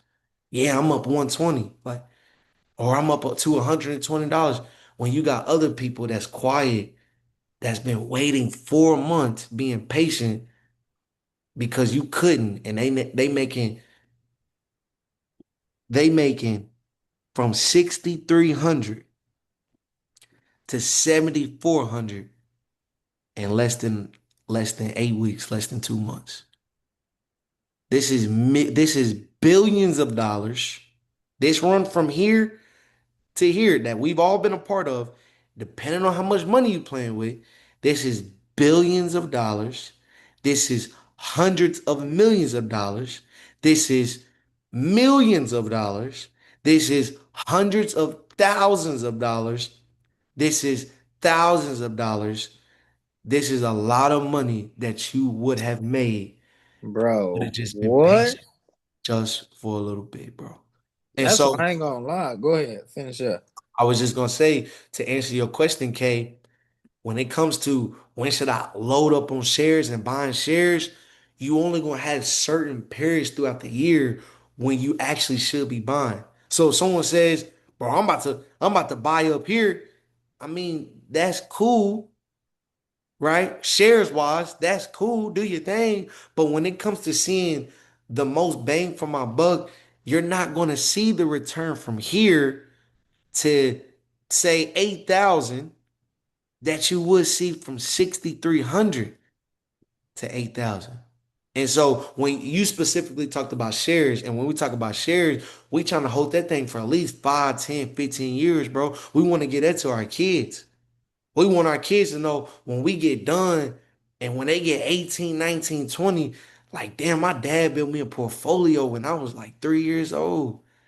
A portfolio. His friends gonna be like, man, what's a portfolio? Yo, all my pops did, he went in, he had some money from work, he bought these shares. When I was 3 years old, he never sold them. Now I'm a million. I swear, Now I'm a bro, million. bro. or now you're borrowing against them, Or now you're borrowing against and the it's shares the and rinse you and get repeat. more money. And Now you get more money. You're like, damn, that's all your dad had to do. Now they gonna be looking up at 18 years from now. Okay, cool. I'm about to go home and tell my dad do the same shit. Nigga, it's too late. Yeah, nigga, it's too late. You Oh ain't finna my get that mama. opportunity. Yo, Like, hey, come on go now, with bro. it. Just imagine like people who invested in the .com era. Like, bro, Shit, even the '08 crash, bro. even the '08 crash, bro, up a bag right now. I just got off the phone with my mom right before the call, and I'm telling her it's like I've been banging on the table for the last, since I learned about it back in college. But Mm. even once this stuff really started to hit, maybe what, 3 years ago, I'm like, look, man, I'll never forget when they told us that on Market Mondays, hey, the price is gonna drop of it to like $98. I told my mom, I said, you need to liquidate your 401k and buy all Nvidia right now. I told her this, bro. If she would have did that, bro, she would have been up a Yep. Super bad. bag. Super bad. Super You know bad. what I And mean? so I'm gonna show you just a little bit more of a visual of what I'm talking about, bro. And it's like and it's tough because it takes time, bro. Yeah, Right? I'm gonna And take I that say time this year, bro. I ain't it gonna lie. takes and it takes time. And look at this. Look at this. So from January of 1999, right? Some of us was born right in this 98 area, 97, 96, 95, and so on. So from consolidation of January of 1999, we didn't break below that and stay below that, right? Stay below. I'm talking about the last candle until August of 2001. So what does that mean? That means Nate from January of 1999, right? to August of 2001, 2 years, the market was consolidated. It went from 1200 to 1500 and stayed in this range the whole time. So, to answer your question, Kay, can you be disciplined? From Yeah. 1999 to 2001 to actually get that real opportunity that you need to really change your life, Life. right? And so then we see the bottom around here at $780 on SPX, right? How long did it take us to get back above this trend line? It took us, I said back above. It took us till 2005. So what I'm saying is, if you would have bought in this time period, 1999, it would have took you from 1999 to 2005 just to break even. And so when you ask me, yo, how do you know when to buy? Like, is this a good time to buy? And it's not just you, multiple people ask me, bro, it took people that bought in 1999, 6 years, more than half a decade, just to break even on the money that they had invested. But the people that waited during these 2 years of 2001, if you waited 2 years and you grabbed in 2002 because you was patient, you waited for the consolidation to break. I'm either waiting for the consolidation to break to the upside or I'm waiting for the consolidation to break to the downside, right? I'm either waiting for this thing to go past here, give us confirmation we going higher, or I'm waiting for this thing to break lower to give me confirmation to wait to get a good price on these assets. Then I fast forward. Be like, man, so if I missed it down here, man, I waited those years and I missed it. Damn, am I gonna ever get another chance to do it again? You're gonna get another chance to do it again. You always do.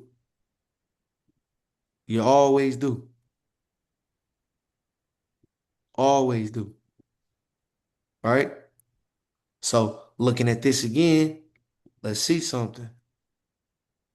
When we enter that consolidation.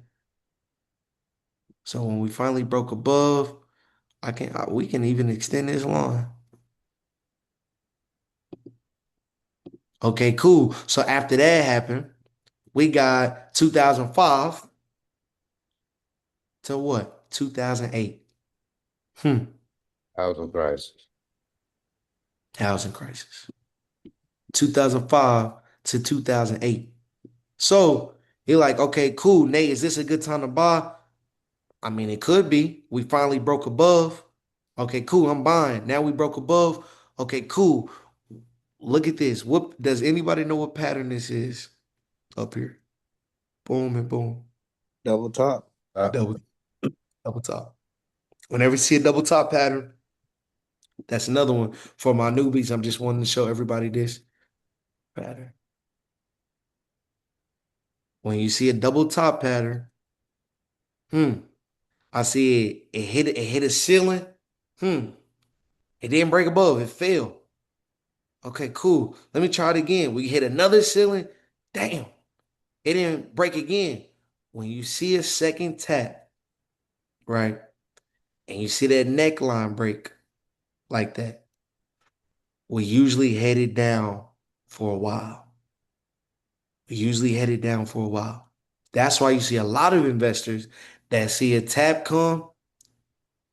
Okay, they see it. They like, okay, cool. If this is strong in its strength, when they get up there again, I'm gonna take profit. A lot of y'all don't know this, but when I was at the investment firm, when we'll hit a top and we'll fall, immediately when we hit the top, that is the exit number for liquidity at the very top of new highs, is what you'll call it. So you'll see Once we hit that top, we'll fall. There's already orders that are being fired. When we get to 150 again, I want you to sell everything. You can place orders, right? You don't gotta place market orders. You can place why am I blanking out? Um, but you can just place your orders, right? Where if it gets back up there again, It'll feel. it'll fill. And you only gotta do nothing. You don't gotta do nothing. You don't gotta watch the market. You don't gotta do a limit order. I'm sorry. Limit order. You can, as soon as it touches up here at 150, once it's falling down here, you can automatically say, hey, when it get back to 150 again, I'm putting this order in, boop, boop, boop, boop, boop. When it get back to 150 again, sell everything. You got those people called um market high sellers, right? Top sellers, right? Brand new high sellers. That's what you call them. Brand new high sellers. Get back to a brand new high. They don't even hesitate. They don't even got click no buttons because they've already put the order in 2 weeks ago. I want you to sell everything once we get back up there. You like, well, damn, what happens if we blow above there? Well, that's cool, but I know there's a lot of liquidity up there at 150 because that was a high before. There are some people that are all day betting on the downside of the market. One person's like Michael Burry. He will be someone where if we get back up there, sell everything. Or this is where I'm buying puts. This is where I'm buying shorts. And I'm holding this for a year. Right? So double top pattern. Just want to show you this. 2007, 2008. We hit a high. Look at this. We hit this high here. Boom. Sold off. We got people that's like, oh, like I said, hey, when we get back up there, sell everything. Boom. Sold everything. Decline, lower, decline, complete fall off. Complete fall off. Complete fall off, bro. Complete fall off. So the question again, K, is can you be patient from 2006 to 2008. 2008 to not do anything? Or if you do anything, you can always do something called dollar cost averaging. Or if you do buy something, K, and you like, man, I ain't finna time the market, I ain't finna do all that. You can buy shares of a company here, but you gotta make sure you got a lot of cash still on the sidelines just in case we fall again. Right? So if you don't want to wait 2 years, I ain't finna wait 2 years to put my money in. I want my money working for me. Cool, you can do that. Just make sure you got money on the side to put in more if we fall even deeper. So 2006 to 2008, we finally broke that consolidation from 2008 to, look at this, from 2008, if you would have bought 2008, still at that, you could have called this a base. It would have took you from 2008 of September to almost 2011 to break even on your cheese. 2008, if you would have bought in 2008 in September, or shit, if you would have bought in November of 2005, if you would have bought in 2005, it would have took you to almost 2011 to break even.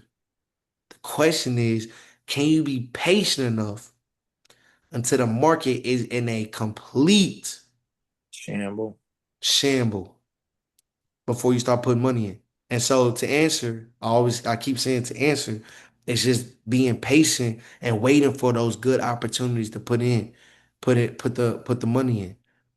And a good indicator, if you seeing everybody screaming, the market is bloody, like I knew Trump messed up. This is terrible. We gonna fall off. We about to go into another COVID crisis. They about to shut the country down. This is terrible. Man, blah, blah, blah, blah, blah. The market is bleeding. People this or people that. That's when you should be silently Getting loading ready. money Getting ready.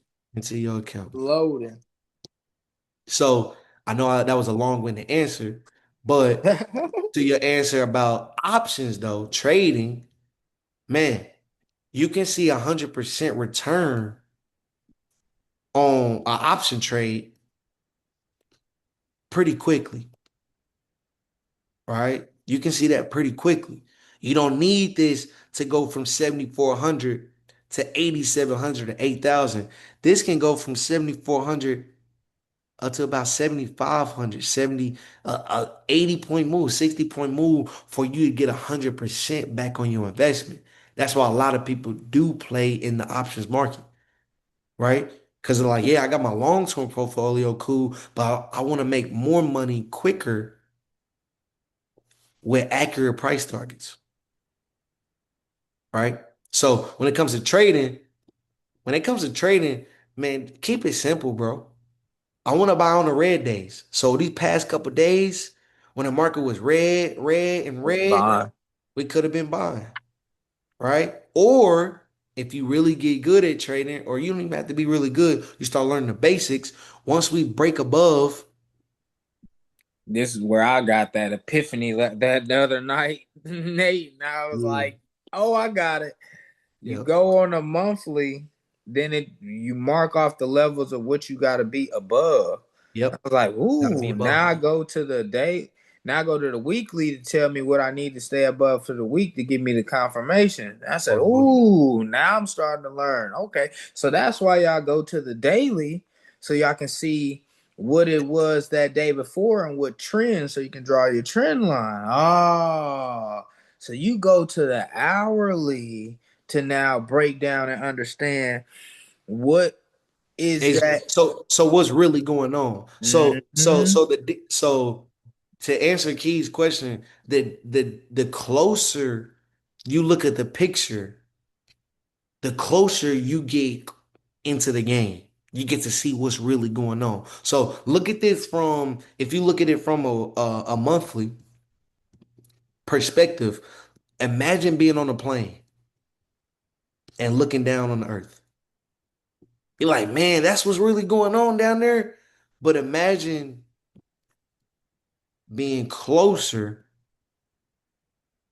to the ground than all the way 30,000, 50,000 feet up in the air. You actually get to seeing like, damn, them ain't ants, them is people. And then like, okay, cool. Then you go a little quicker. Well, I mean, go a little lower. Then like, them ain't people. That nigga fat over there. He fat as hell down there. He fat as hell. She skinny. She skinny. Oh, that's a black person. That's a white person. Now you get closer and closer, and then every single time you go lower and lower on the time frames, you get closer and closer to seeing what's really going on in the game. And I just put that analogy out there. I don't really call people fat. Wink, wink. Mhm. But Oh, but like the lower on the time frames you go, you get to see like what's really going on in the game. You get to see like, damn, that's what was going on the hourly. Okay, cool. For me, I would look at this like, hmm, the 4 hour don't tell you what the 1 hour see, right? And the 1 hour don't tell you what the 4 hour see. On the daily, you can say, damn, that was a lot of strength. And we got up there, we waked up, and we closed above that neckline. Hmm. But what if this thing fell off? Or what kind of candle did it really finish with? Did it finish with a full body like that? Then you'll come down to that hour. You like, oh wow. Wait, the last 2 hours, that thing was actually red. And the way it finished, it looked like it finished with a green candle. to go back to the upside. But the hour before the close, that thing was red. Hmm. That's why if you're new to trading, you should look at the 4 hour and the daily when you want to enter into a trade. If you go into the hour or the 5 minute, this is where I used to mess up when I first started trading. I would look straight like this. I'm on a 5 minute, like, man, I want to get in this trade real quick. I would see red candle, red candle, red candle. I'm like, yo, if we break below this, we going down. We broke below, we going down. I'm loading up puts. Mind you, this is 5 minutes. Yes, for the 5 minutes, this thing was tanking. But 15 minutes later, we back break even. 45 minutes later, hour later, we back above the puts that I already bought to the downside. That's why traders, if you playing a 5 minute game, you got to be in and out of your positions because the market can wick you out or it can show you something that's not really happening. That's where you call market manipulation. The market's being manipulated.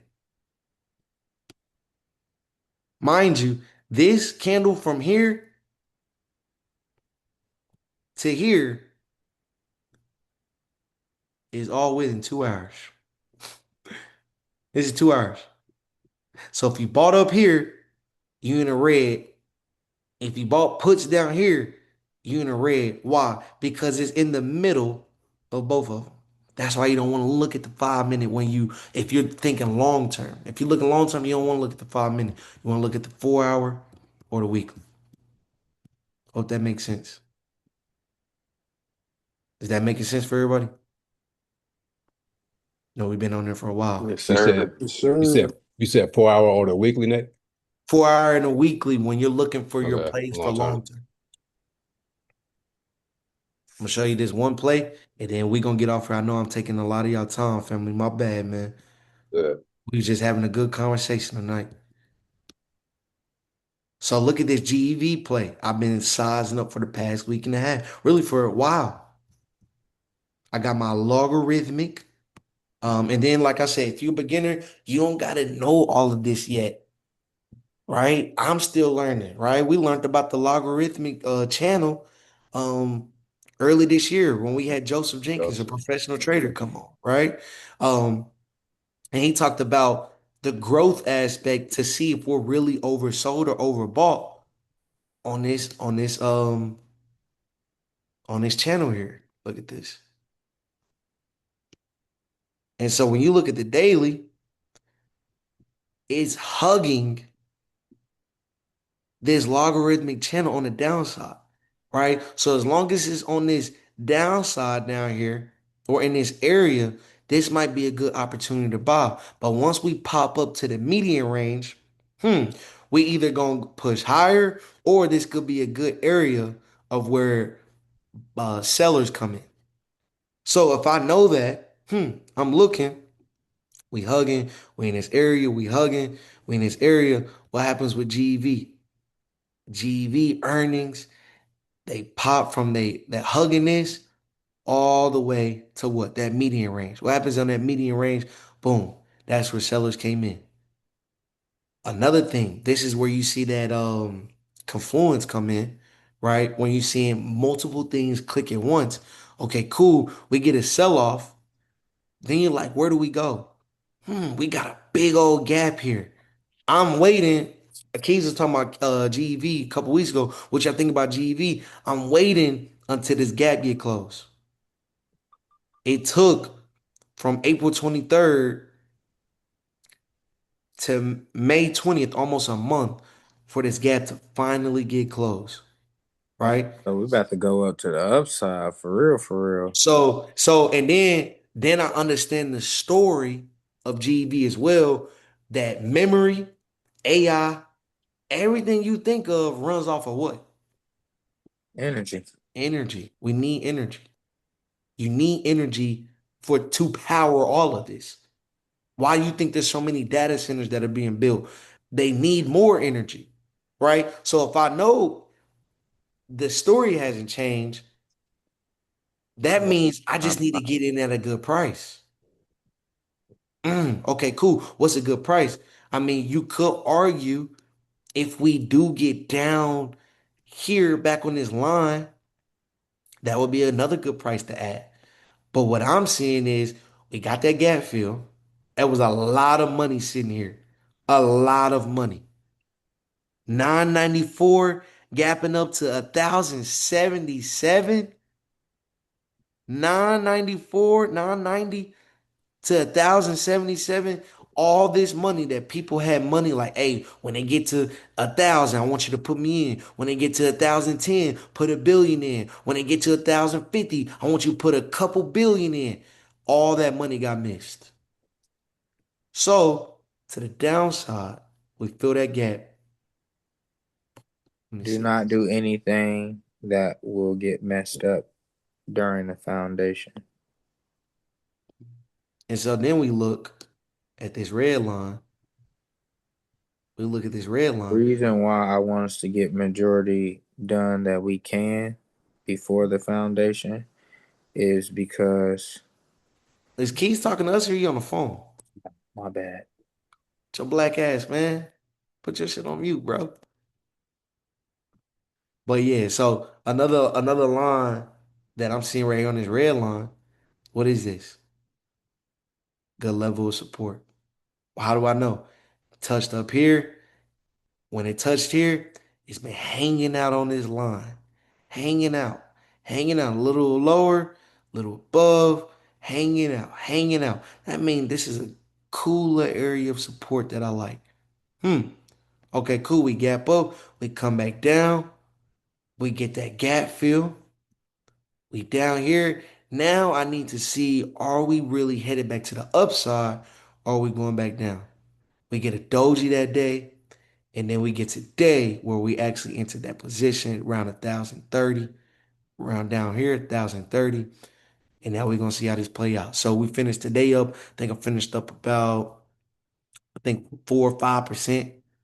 And we got this play out to July, right? Oh, y'all got in GV?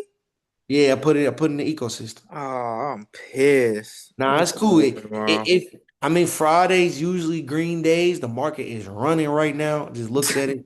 Um, the market Man, is green right now. I If was it gives us pissed. another opportunity, um, we should be straight. We should be straight to get another play. But if we seen what our top is at 1182, right? If we seen our top at 1182 and under Trump's administration, everything keep going to all-time highs. Sanders hit an all-time high after it already touched 1,500. MU hitting all-time highs. Everything that has a bottleneck in this industry is continuously hitting all-time highs as the year is continuing on. So if we know that, we know 1,180 wouldn't have been a good time for us to buy. But if K is still on, can you be patient from April 23rd all the way down to almost May 23rd? Can you be patient for a month to wait for the right entry on your play? And so GV came down, filled that gap. Who knows? This thing could fall apart tomorrow. But I believe in the story. I believe in getting in these assets on discounts. I believe in buying them for time, and I believe in buying on quality, bro. So it could fall apart. It definitely could, bro. Tomorrow it can be a red day. GV can just wake up and have a mind of his own, but I'm betting on the future of this AI ecosystem, and I'm making a safe bet here that I feel like energy is not going anywhere. So that's why we got a GV today. And we're gonna see what it does. All right. So that's that. And then last one I'm gonna talk about is Dram, because I know we in Dram, and then we're gonna get off here. Um Nate, you look at one more after that one. what you looking at? Light. I'm gonna got a nice pop today. Okay, cool. Yeah, I looking ain't like gonna lie, I bought smacked them too. I smacked them and MU once they went down yesterday. good Fire, shit, man. bro. That's Them fire. U Fire. boys. That would Yeah, Hey, have I you been was boys. that would have been all the confidence I needed to get in, bro. Because I was staring at that motherfucker hey, I Bro, hard. was don't too. I'm like, bro, this don't be scared, 870. bro. I'm looking at this 870 in Mexico, like, nah, nigga, don't Y'all trade in tripping. Mexico. Bro. Y'all Don't do it. tripping. Don't What? do it, bro. Don't do it, Bro. bro. They said, Knowing don't that's do the it, bro. support, bro. It done bounce from 860 like at least 5, 10 times. 5 times, bro. That's what I mean. I'm not a technical trader. That's the stuff that I look at. Yeah, That's what for I sure. mean by fundamental. Okay, the story ain't changed. It's a very okay. I done watched this mug for at least the last 2 weeks. As soon as it hit this number, it goes back up. So as Yeah, soon as that mug hit this number again, I'm striking. There ain't Facts. no, don't be no, bro. Do not wait on the opportunity because the opportunity ain't gonna wait on you. And I'm shitty because GV up $5 after the bell. Well, it it's is. good for y'all. No, I City mean, for y'all. but you never know though. It could fall though. It could fall. What did you buy out to? What was it called? Me? Yeah. Or Keys, he said he bought another one yesterday. The light. Or yeah, yeah, what's your strike? Move in ready, Wilfredo. Stop playing with me. Ah, this nigga. Go ahead, nigga. I think this nigga Nah, twerk. go ahead. Go ahead. My bad. I had it. Oh, he's straight. Hey man, something wrong with this dude, man. Bro, because you're trying to play with me. I ain't got time to play with people, man. Come on, man. We here for you, brother. What I was saying on light though. Yeah, so we seen that light. We hit light down here, 782. That joint pop 1,000. I think Niger took profit on the first one. They reported their earnings. They dropped. I stayed in, grabbed another one around that 870 that Keys is talking about. We pop again. I sell that first one. That first light, I sold it for profit. I think it was like 3 to 6, 30 to 60, 30 to 70, I think it was, Nigel. Got in that second one. Again, hit him again. 27, grabbed it for 27. Got up to about 70 again. I kept that one. I didn't do it again though. I'm looking at it while I'm in Mexico like, is it really gonna do this thing 3 times in a row, bro? Is it really gonna do that? And look at it today. It wicked down to 859 and it touched 975 in one day. 859 to 975. That's over 150% return in one day.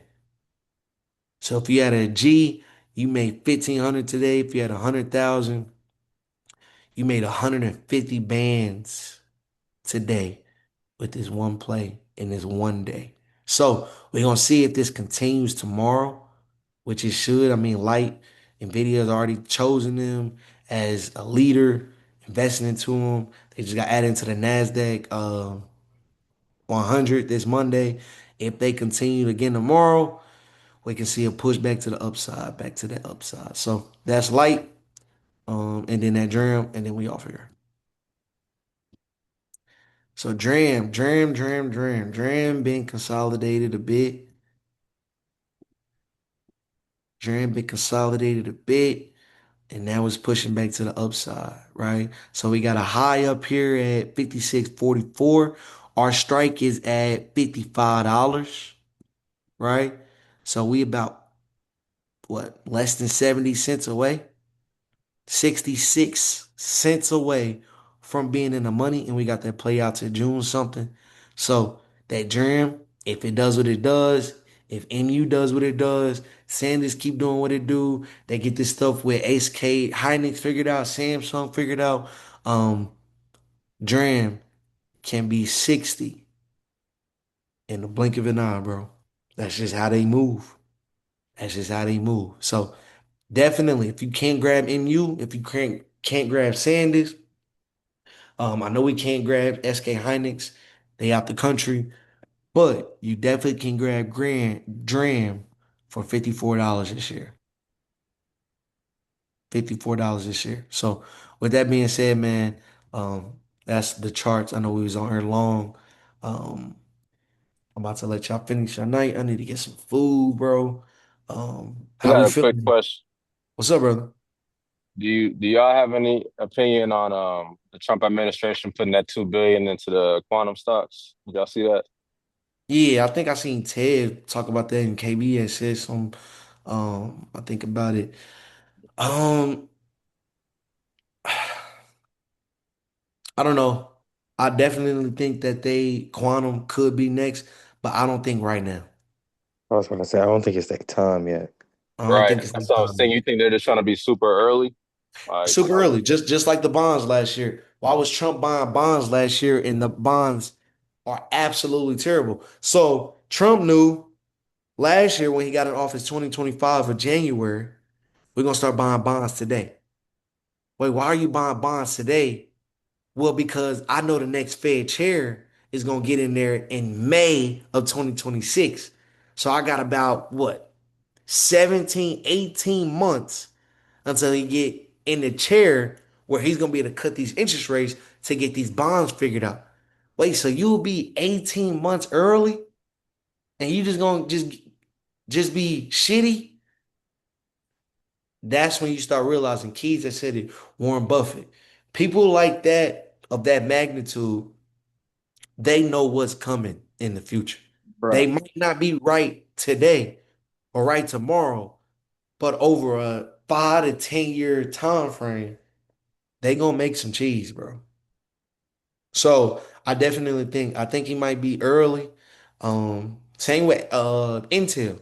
When I grabbed Intel at $24 a share after InvestFest, they announced that that the government backed Intel in like September after InvestFest. Once they announced it, I bought 2 weeks later. And do y'all remember I put this it was in a chat. It wasn't an ecosystem yet. I texted in our big Atlanta Invest Fest group chat. I was like, hey y'all, I'm grabbing Intel. It's $24 a share. I like it down here. The government put money in them. They started creeping up 25, 26, 27, 28, 30, 31, 32. That was in September. It's May. They're well over $115 a share. So it took half a year for Intel to actually start seeing that push back to the upside of where they need to be a competitor versus Nvidia, AMD, TSM, and all of the chips in this space. So, I mean, if you buying when he buy, I mean, I don't think he's gonna let whatever he buys fails, bro. You know what I mean? But the only thing that you definitely should be cognizant about is if you don't have that much capital to just go sit in something that can lose for 2 years, go with what's working, bro. Go with what's working. If you got capital, like, hey, I know I can put 20 G's over there and I can just let that sit. That's gonna do whatever it's do for a couple years. I know I'm gonna be straight because I know Trump not gonna let it fail if he's a part of it. Okay, cool. Cool. That's how we're gonna do it. But if you don't got the capital to just sit over there and wait for 2 years for it to grow, go with what's working. Stay in the AI ecosystem. Right? Stay with Nvidia, stay with Microsoft. I said Microsoft. If Microsoft software, I know they're gonna get their stuff together, but stay with TSM, right? Stay with Light, stay with SanDisk, right? Stay with the predominant players that have bottlenecks in their industry. Energy, GEV, right? VST, I think they're gonna come back, right? Memory, right? Everything, compute, all of it. So with that being said, bro, I'm about to let y'all get some rest, man. I'm about to get some food, bro. Another great one, family. Another great call, bro. Y'all got anything? We out here. Yeah, appreciate y'all, man. Block out the noise, baby. Block All out the noise, gang. Y'all Love All right, y'all. family. Keep be running it safe. up. Proud Y'all of be those who safe. got GV. I'm sure. I was busy today. That motherfucker about to run, bro. Y'all about to make some chicken, bro. I'm Yeah. pissed. That mug's about to Nah. run. We don't know yet. It could fall tomorrow and give you entry eight. You never know, brother. Hell no, that mug about to run. Hey, this dude He's crazy, bro. driving that GG. What's wrong with him, man? Hey, you know that motherfucker about to run, nigga. He done filled that gap. It's about to have a gap reversal like a bug. What? That mug about to shoot through the roof, man. Okay. Well, all right, y'all, man. Get some rest, All man. I'm gonna right, get Y'all some be man. safe. Have a good one. love, bro. Uh. Definitely.